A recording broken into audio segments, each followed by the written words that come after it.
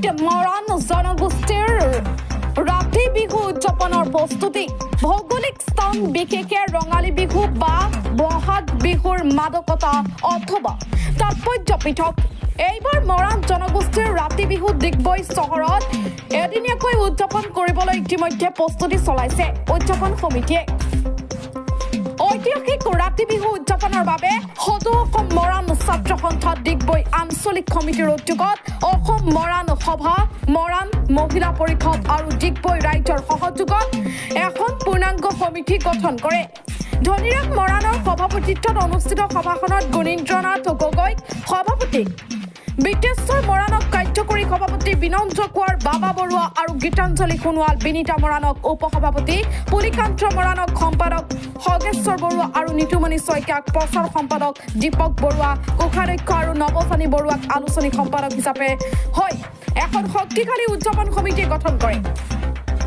ডিগবৈৰ পৰা নিতুমণি শইকীয়াৰ ৰিপৰ্ট পাব্লিক টিভি অসম ডিগবৈত প্ৰথমবাৰৰ বাবে মৰাণ ছাত্ৰ সন্থাৰ উদ্যোগত আৰু মৰাণ জাতীয় মহিলা পৰিষদ আৰু মৰাণ সভাৰ সহযোগত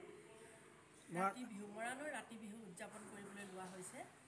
পোনপ্ৰথমবাৰৰ বাবে আমাৰ ইয়াত উদযাপন কৰা হ'ব ৰাতি বিহু গ্ৰাম্যাঞ্চলত যদিও মৰাণ সমাজৰ এই ৰাতি বিহু সকলোৰ বাবে চলিত হৈছে বা সকলোৱে জানে কিন্তু নগৰীয়া বহু ঠাইতে মৰাণৰ ৰাতি বিহুটো বিশেষকৈ নাজানে সেয়ে আমি প্ৰচাৰৰ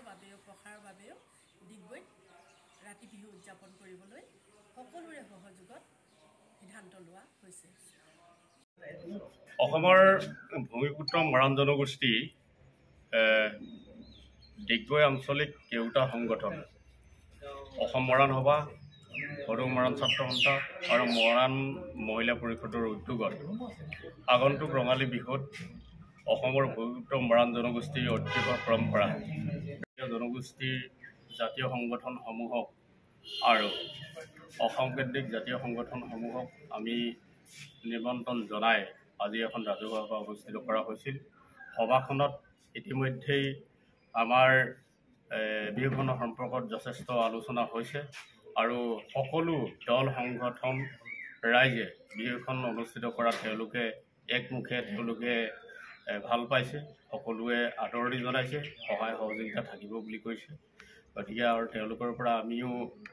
অনুপ্ৰাণিত হৈছোঁ আশা কৰোঁ ভৱিষ্যতৰ দিনবোৰত আমি সকলো দল সংগঠনে একত্ৰিত হৈ এই জাতীয় পৰম্পৰা বিহুখনক আমি এইবাৰ ডিগবৈ ঐতিহ্যমণ্ডিত এই চহৰৰ মাজমজিয়াত আমি অনুষ্ঠিত কৰিব পাৰিম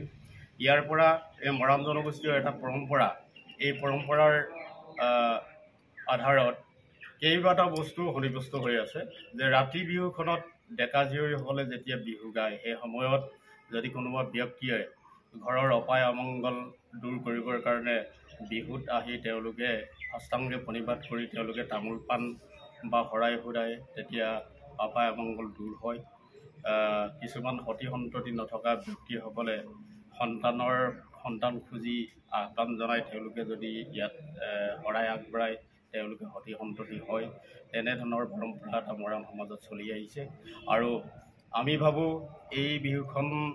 আমি যিহেতুকে এইবাৰ ডিগবৈ নিচিনা চহৰত আমি অনুষ্ঠিত কৰিম গতিকে এই অঞ্চলৰ তেনে অপায় অমংগল কেবাৰ যদি কিবা আগন্তুক হ'বলগীয়া কিবা যদি আশা আছে যেনে যিকোনো বিভিন্ন ধৰণৰ চাকৰি বাকৰিকে আদি কৰি পৰীক্ষা আদি অন্যান্য ধৰি লওক যেনেকৈ ৰাষ্ট্ৰীয়মূলক কিছুমান প্ৰতিযোগিতামূলক পৰীক্ষাত যদি কোনোবাই অৱতীৰ্ণ হ'ব লগা আছে তেওঁলোকে যদি কিবা আশা কৰিছে তেওঁলোকেও আহি ইয়াত মানে তেওঁলোকে শৰাই ঘূৰাব পাৰে আৰু তামোল পাণ ঘূৰাব পাৰে আৰু তেওঁলোকৰ আশা পূৰণৰ অৰ্থে ৰাতি বিহুৰ ৰাইজে যেতিয়া আশীৰ্বাদ কৰিব নিশ্চয় পূৰণ হ'ব তেনেধৰণৰ পৰম্পৰা চলি আহিছে গতিকে এই পৰম্পৰাটোৰ প্ৰতি আমাৰ বিশ্বাস আছে আমি আহ্বান জনাইছোঁ ডিগবৈ সমগ্ৰ ৰাইজে এই বিহুখনৰ সহায় সহযোগ কৰক আৰু সহায় সহযোগ নিশ্চয় পাম বুলি আশা ৰাখিছোঁ